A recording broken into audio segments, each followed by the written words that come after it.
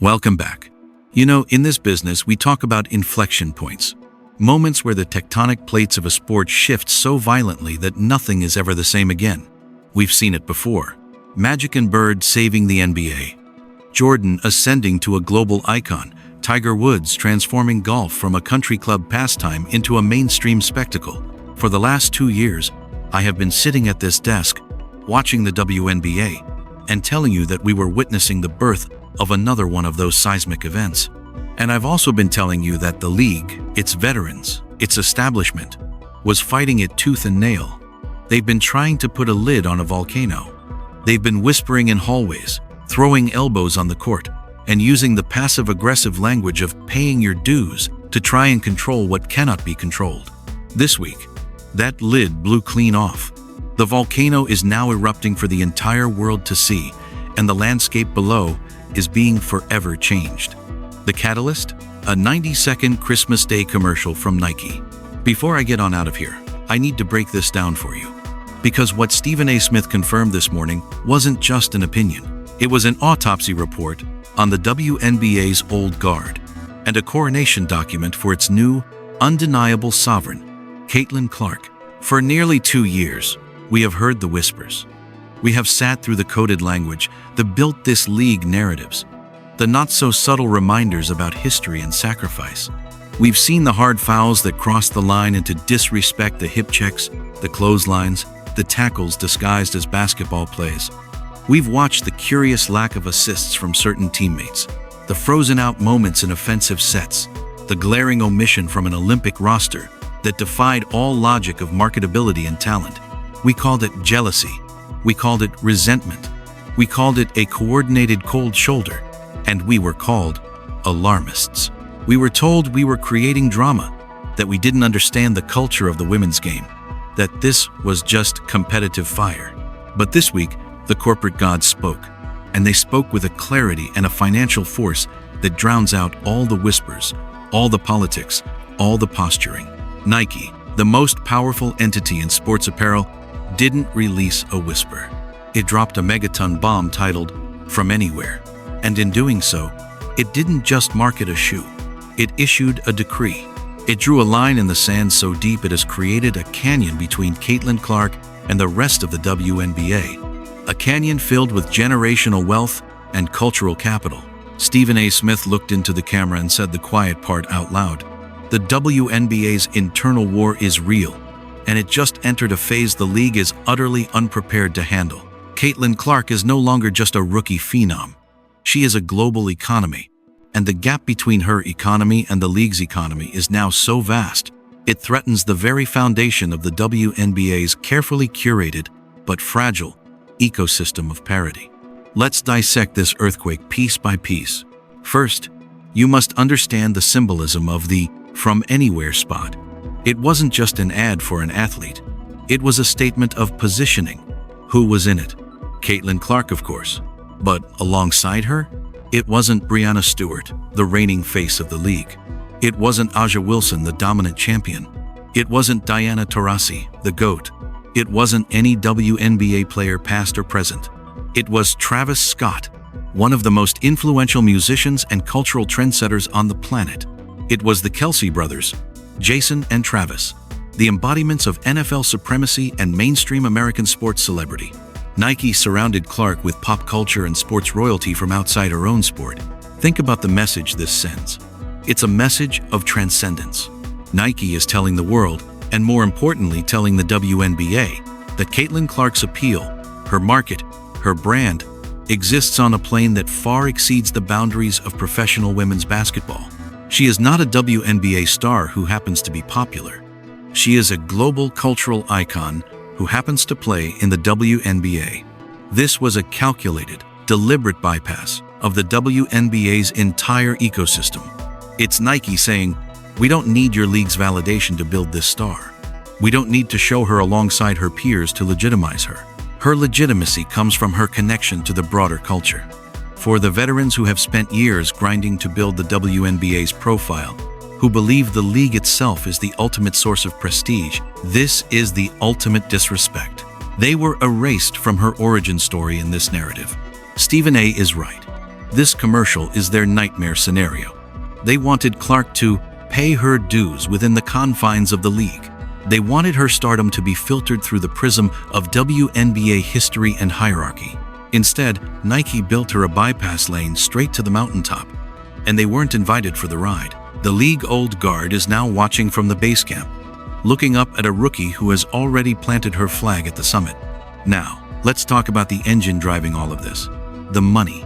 Because folks, let's be honest, jealousy in professional sports is rarely about pure basketball. It's about the spoils. It's about recognition, security, and the life-changing wealth that comes with being the chosen one. When news of Clark's initial 8-year, $28 million deal with Nike broke, the tension in WNBA locker rooms was palpable. You had veterans, legends of the game, who have been maxing out at salaries around $240,000, looking at a rookie whose endorsement deal alone was worth more than the combined salary of an entire team's roster. The cognitive dissonance was staggering. But Stephen A. revealed the kicker. That $28 million figure, it's now seen as the mere entry fee, the down payment. Insiders at Nike are projecting that the Caitlin 1 signature shoe line could generate $150 million in revenue within its first 3 years. Let that number marinate. $150 million. To put that in perspective, the entire WNBA payroll for all 12 teams in 2023 was roughly $13 million. One player's signature shoe could generate over 11 times the total amount paid to every single player in the league. The royalties from that, even at a standard rate, could see Clark earning more annually from her sneakers than the supermax salary of any other player. This is the radioactive core of the friction. Stephen A. Smith pinpointed it perfectly. Human nature is undefeated. You cannot introduce this level of financial disparity into a closed, competitive environment, a locker room, and expect harmony. When one player's side hustle dwarfs the lifetime earnings of her colleagues and competitors, it ceases to be about basketball. It becomes about equity, about perceived value, about a fundamental rewriting of the rules they all agreed to play by. The veterans who endured years of commercial flights, subpar hotels, and playing in near-empty arenas did so with the promise that they were building something for the next generation. They see Clark not as the beneficiary of their sacrifice, but as a lottery winner who walked in after the hard work was done and claimed the jackpot. The fact that her talent and marketability are the reasons for that jackpot is, in their raw emotional calculus, almost secondary to the sheer, staggering scale of the imbalance. This is where Stephen A. Smith's commentary this week moved from provocative analysis to confirmed reality. He didn't just revisit his jealousy narrative, he escalated it. He stated explicitly that the resentment is not only real but is guaranteed to skyrocket after this commercial. His reasoning is brutally logical. The physicality, the freezing out, the social media subtweets we witnessed last season were born from a resentment based on potential and hype. Now, that potential has been quantified and monetized at a level beyond anyone's wildest dreams. The hype has been validated by the single most powerful corporation in sports. The target on Clark's back isn't just bigger now. It's been outlined in neon and funded by a 9-figure marketing budget. Every hard foul against her next season will now be viewed through this lens. Was it a competitive play? Or was it a statement against the $150 million woman? Smith warns that the warm-up act of last year's hostility is over. The main event, fueled by confirmed, tangible, life-altering wealth disparity, is about to begin. Stephen A. has been scathing in his criticism of the WNBA's handling of the Clark phenomenon, and this Nike deal exposes why. The league office, in its quest for parity and to avoid the appearance of favoritism, has often seemed to downplay Clark's singular impact. Their marketing often promotes the League of Many Stars, a collectivist approach aimed at keeping all teams and players happy. Nike just exposed that strategy as, at best, naive, and at worst, a catastrophic failure to recognize a generational opportunity. While the WNBA was trying to spread the butter evenly across the bread, Nike looked at the data, the record-breaking TV ratings, the sold-out arenas on the road, the jersey sales that lapped the field, and saw a singular, monstrous piece of meat. They didn't spread butter. They invested in a sizzling prime-cut steak. The contrast is embarrassing. The WNBA treats Clark like a supremely talented rookie who needs to fit into the existing structure. Nike treats her like LeBron, like Jordan, like a once-in-a-lifetime athlete business entity. The WNBA worries about locker room chemistry. Nike worries about global market share. The league was playing checkers. Nike is playing 4D chess with $1 billion budget. Smith argues this proves the WNBA has lost control of its own narrative. The league's Shield logo is absent from the most important marketing campaign associated with its hottest star. Clark's new interlocking CC logo is front and center, a brand unto itself. Just as the Jumpman symbolizes Michael Jordan, not the Chicago Bulls, the CC will symbolize Caitlin Clark, not the Indiana Fever. She is becoming a sovereign nation, and the WNBA is just the territory she currently plays her home games in. Remember the U.S. Olympic team snub? At the time, it was defended with platitudes about experience, fit, and the process. In the blinding light of this Nike campaign, that decision looks positively absurd. The Olympic Committee, steeped in the same insider politics as the WNBA old guard, left the most marketable athlete in women's sports history off the roster to teach a lesson, to enforce a hierarchy. What was the result? The athlete they snubbed is now the centerpiece of a global campaign bigger than the entire Olympic women's basketball marketing effort. The gatekeepers tried to humble her, to show her she hadn't arrived. Corporate America responded by giving her the keys to the kingdom and a fleet of armored trucks to carry her royalties.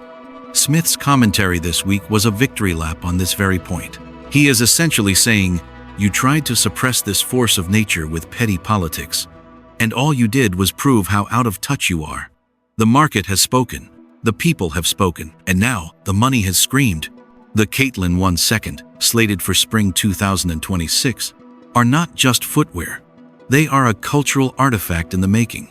A signature shoe is the ultimate honor in basketball, a recognition that a player's influence extends beyond the court. While others like Stewart and Ionescu have signature shoes, the scale of this launch is being compared internally to historic launches like the Air Jordan. Nike is preparing inventory levels that suggest they expect this shoe to cross over into lifestyle wear. They aren't just targeting basketball players. They're targeting teenagers, collectors, fashion-conscious consumers. They want to see the CC logo on feet in malls, in schools, in nightclubs. This is the path to immortality in sports business. It's what separates stars from legends. This ownership literal equity in a product line creates a psychological chasm. Clark will walk into arenas not just as an opponent, but as the CEO of a major brand.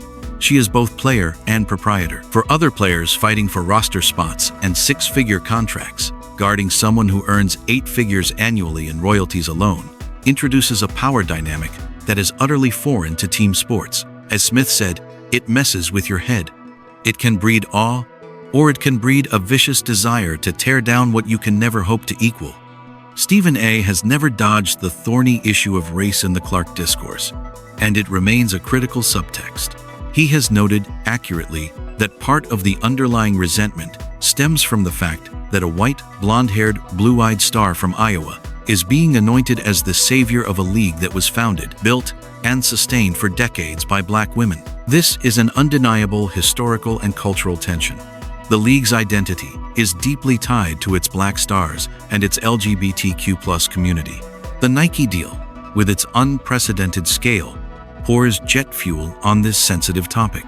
It can fuel a narrative of privilege, of a star being accelerated past her equally deserving black peers by a corporate machinery attuned to mainstream, often white, market appeal.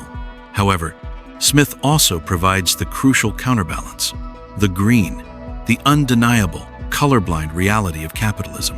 Caitlin Clark moves the needle in a way the league has never seen. She drives ratings that attract new TV deals. She sells tickets that increase revenue sharing. She moves merchandise that benefits the league's partners. Her success creates a larger financial pie for everyone.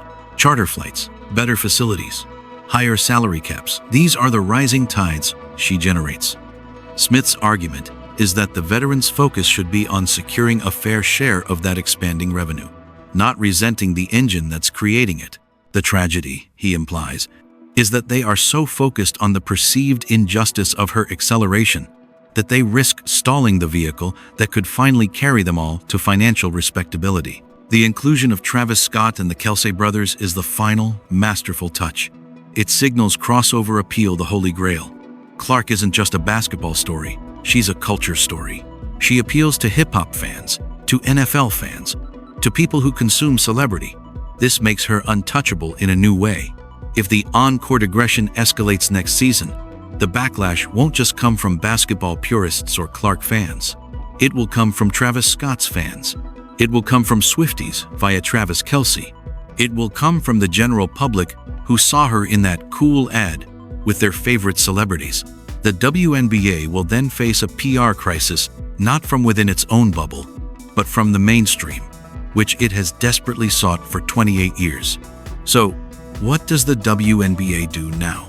Stephen A. Smith posed the question, and the answer is fraught with peril.